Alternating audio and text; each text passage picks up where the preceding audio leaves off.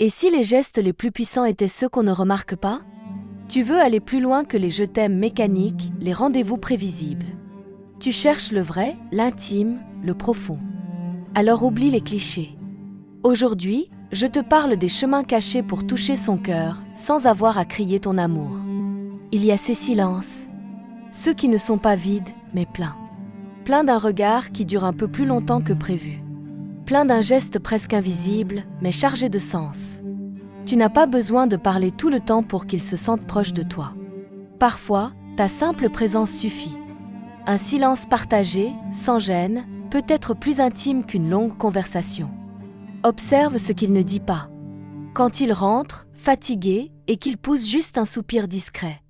Quand il te frôle la main sans raison apparente, ces détails-là sont précieux. Ils disent « Je suis là. Je te vois. Je te ressens. Ralentis. Sois là. » Crée un espace où les mots deviennent inutiles. Et il saura qu'avec toi, il peut respirer. C'est dans ces instants de calme que naît une vraie complicité. Celle qui n'a pas besoin d'effort. Celle qui ne fait pas de bruit, mais qui laisse une empreinte indélébile. L'intimité ne meurt pas d'un manque d'amour. Elle s'éteint dans la répétition. Alors ose bousculer le prévisible. Pas besoin de grandes choses, un petit déjeuner improvisé au lit, un défi sportif lancé sur un coup de tête, un jeu absurde en plein mercredi. Sors du cadre. Invite-le à faire une chose qu'il n'a jamais faite avec toi. Un atelier de poterie. Une balade sans téléphone. Un pique-nique nocturne. Ce qui compte, ce n'est pas l'activité. C'est l'inattendu. C'est le fait que, l'espace d'un instant, vous redeveniez curieux l'un de l'autre. Et puis, entre dans son univers. Pose-lui des questions sur ce qui le passionne, même si toi, ça ne te parle pas du tout. Tu n'as pas besoin d'aimer. Tu as juste besoin d'écouter. Vraiment. Avec ton cœur. Co-construisez. Un projet, une recette, un meuble bancal. Créez ensemble, même imparfaitement, forge un lien différent. Un lien fait d'imprévus, de rires, de tu te souviens? Et ça, c'est ce qui reste. Chaque être humain parle un langage émotionnel unique. Mais rares sont ceux qui prennent le temps de l'apprendre. Tu veux le toucher profondément? Apprends à décoder ce qu'il ne formule jamais.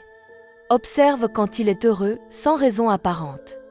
Peut-être que ce jour-là, tu as pris sa voiture à l'essence ou préparé son café comme il l'aime. Il ne te dira peut-être rien. Mais son regard, lui, parlera. Apprends à voir au-delà des évidences. Le stress, chez lui, ne crie pas toujours fort. Parfois, c'est juste un regard fuyant, une raideur dans les épaules, un silence un peu trop long. Offre-lui ton attention, pas ton analyse. Tu n'as pas besoin de résoudre ses problèmes. Tu as juste à lui faire sentir qu'il peut être lui, sans filtre. Il y a tant de beauté dans l'écoute silencieuse. Celle où tu ne coupes pas, où tu ne juges pas. Où tu tends ton cœur, pas seulement ton oreille. Il sentira que tu le vois entièrement. Pas comme un homme à gérer, mais comme un être à aimer. Et là, sans t'en rendre compte, tu crées un espace sacré. Celui où il pourra enfin déposer ses émotions, sans peur. L'intimité, ce n'est pas seulement accueillir sa vulnérabilité. C'est aussi oser montrer la tienne. Pas besoin de grandes confessions dramatiques. Commence par un détail. Un souvenir d'enfance. Une peur ridicule. Une habitude que tu n'assumes pas trop. Montre-lui que tu n'es pas parfaite. Et que tu ne cherches pas à l'être. Cette ouverture crée un pont. Un espace où il se sent autorisé, lui aussi, à baisser sa garde. Mais attention, la clé, c'est la douceur. Ne lui demande pas de se livrer trop vite, trop fort. Offre-lui un refuge, pas un interrogatoire. Propose-lui des hudles de vulnérabilité.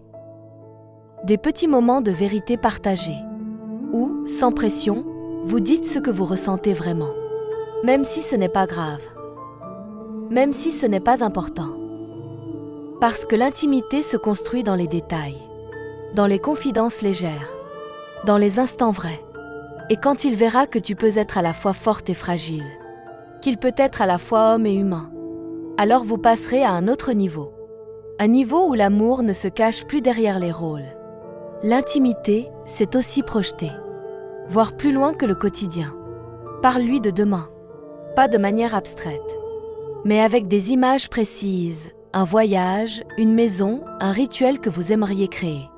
Rêver ensemble, c'est construire de l'ancrage. C'est dire « je te vois dans mon futur ». Mais ce n'est pas tout.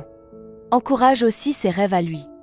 Montre-lui que tu es sa partenaire, pas seulement dans le présent, mais dans son expansion. Rappelle-lui qu'il est, surtout quand il doute. Sois ce miroir bienveillant qui lui rappelle sa force, même quand lui ne la voit plus. Et puis, revenez sur le passé. Revisitez vos victoires, même petites. Les galères que vous avez traversées. Les moments où vous avez tenu bon. Ces souvenirs ne sont pas juste jolis. Ils sont la preuve que vous êtes déjà une équipe.